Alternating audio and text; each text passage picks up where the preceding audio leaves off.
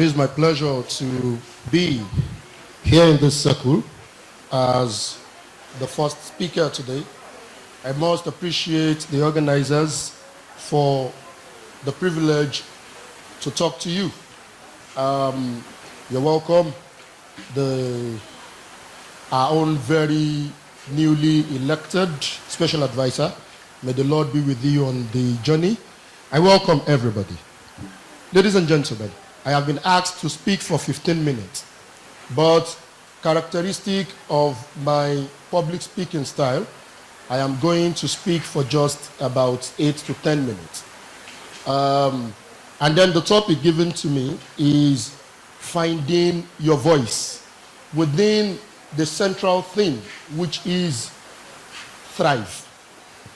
So when I encountered the theme thrive, I told myself that the first thing I am going to tell these gatherings today is that you cannot thrive. Ladies and gentlemen, you cannot thrive if you don't strive. Right? To thrive is the winning part of the journey of striving. Anyone who will thrive will strive. And since I have been asked to speak on finding your voice, that sounds metaphorical. There is nothing called voice than purpose. So finding your voice is a metaphorical way of saying finding your purpose. What did Bamgbose say about purpose before he died? He said, when purpose is not understood, ladies and gentlemen, abuse is inevitable. Like I will usually ask, if you come to my house and find my 3-year-old nephew jumping on my cushion chair, would you be surprised? No. Because you all know that at his age, he doesn't know the value of that seat. If you come to my house and you find me jumping on my seat at this age, I am certain you will be surprised. And why would you be? Because you think that at my age I should know the purpose of the chair and not jump on it. That's exactly how it works with everyone's life. When you do not know the purpose of your life, you will jump on it. And that's what we mean when we say when purpose is not understood, abuse is inevitable. What does it take to find your purpose, therefore? What it takes is to find your place of comparative advantage. What do you do naturally? Ladies and gentlemen, may I let you know this. Success and greatness are not the features of any particular life engagement. Success and greatness are the features of anything at all you do and you do well. When I told my mother I was going to become a teacher, she wasn't so pleased about it. My mother felt a brilliant art student should want to be a journalist or a lawyer. And I told my mother, I said, if you allow me pursue this dream, I shall become everything lawyers become. When I bagged my PhD at 31 years at the University of Ibadan, and my mother was dancing on the day of my convocation, I moved close to her and I said to her, Mom, I told you I was going to be great as a teacher. I do not know who a lawyer is today, but I am not sure any lawyer anywhere in the world can intimidate me. I am a teacher. I am proud to be one. I am a celebrated one, and I am affecting lives. So, the first message I need you to understand if you will be a voice today is that being a voice, being successful, being great is not a feature of any particular profession. Okay? If you want to be a sheet packer, pack it well, you will be celebrated. Success is not tied to anything. It is not tied to anything. Now, when you now eventually find your voice, is that enough? No. The next thing is, how is your voice going to sound differently? Ladies and gentlemen, there are voices everywhere. What will stand you out? What will you do differently? And so, because I am an academic, I am going to link my lecture to 3 things education must do for you if you must say you are educated.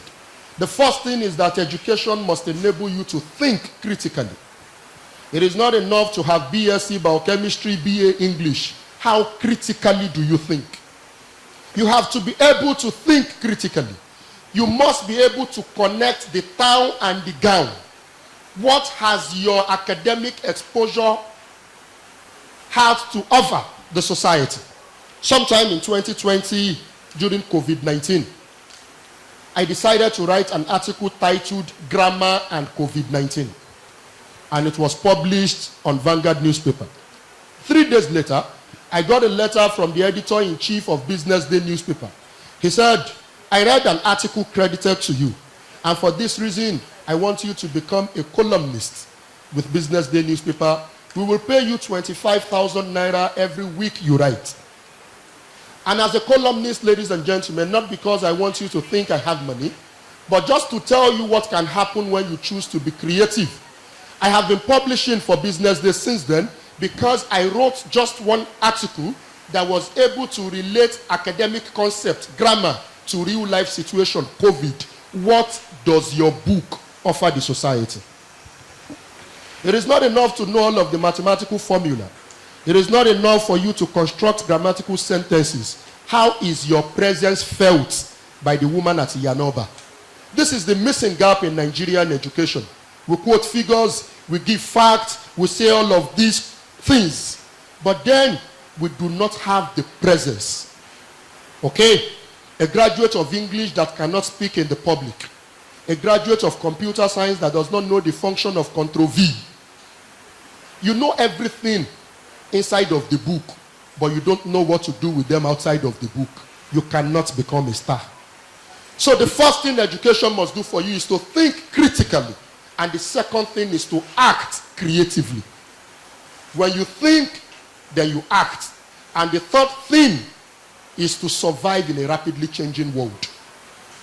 You cannot become a voice if you cannot survive in a rapidly changing world. The world changes every day. So as I am close to rounding off, I have said the first thing is to identify your purpose. When you have identified your purpose, you must realize it is not enough to be a voice.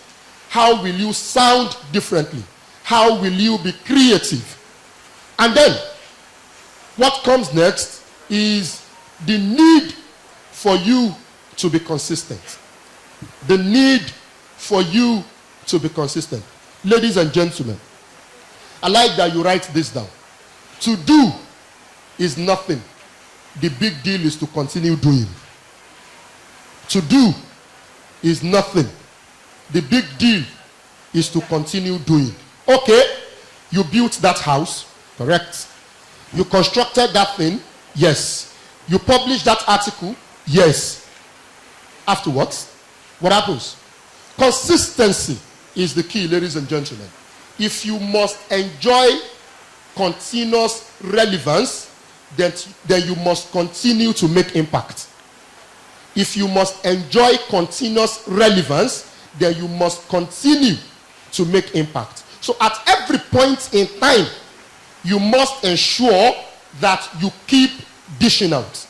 I have been a columnist with Business Day newspaper since April 2020, and I publish my article every Friday.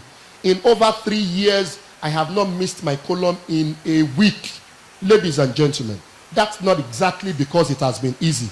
There are days I sit down for 5 hours before I am able to come up with something to publish. But I ask myself, what explanation do I give for not being able to do it? So, I will round off by letting you know that success and comfort do not reside in the same room. Every situation you can tolerate will not change. I grew up in Ajegule, a community where people raised 5-6 children in single rooms. And I realized that it was not exactly like these people did not have money to rent better apartments, but they had the mentality of Shebika Sukaji, you know. So every situation you can tolerate will not change. If you are not sufficiently provoked, you are not going to experience that change. I told myself that I will not be a university lecturer that does not have societal presence. In what is left of this week, I still have 3 lectures to deliver. Next week, I am going to be out of Lagos to train the Civil Service Commission in one of the states in Nigeria. This is the academic I want to be, not stay in the class and teach what is the now to limited number of people. So young people, come out, think creatively, act, and then see yourself survive in a rapidly changing world.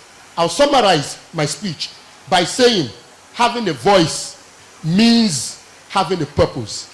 Having a purpose means identifying that thing you do naturally.